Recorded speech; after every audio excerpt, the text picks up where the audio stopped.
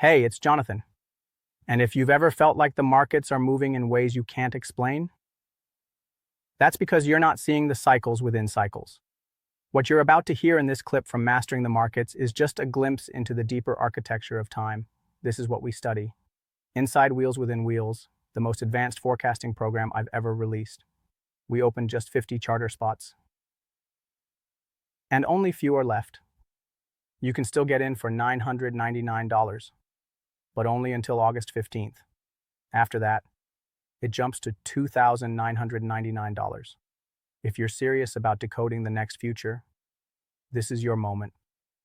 Where we are today, if we just consider this a big bell curve, as a bell curve cycle, for example, where we are today, and this is 2020 or 2022, the technical cycle bottom for this next phase, this next wheel, and we would expect that possibly up here is around 26 to maybe 27 if we're lucky.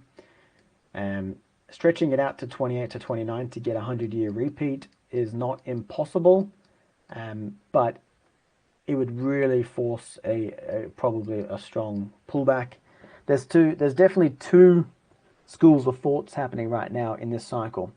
I know that myself, I'm a bit more on the pessimistic side just because I think that there's too much over speculation occurring, but I might be too pessimistic. We're in the midst of basically two periods right now where we have the 18.6-year cycle, the 20-year cycle sort of pushing down, and then we have that 100-year cycle kind of pushing up just a little bit longer out to around 28, 29 period. And then once those occur, then we're looking for, depending on which way these two cycles go, and this is why I've got such a window as the way I do, is then we're looking for 28 to around 32 to be the kind of the low periods. If the 18.6-year cycle plays out and the 20-year framework plays out, then I'd be looking for possibly a low around 28 to 29.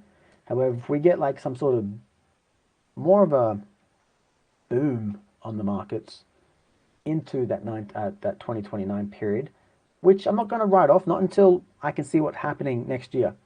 Then I'd be definitely pessimistic out to 2032, just being a pure 100-year repeat.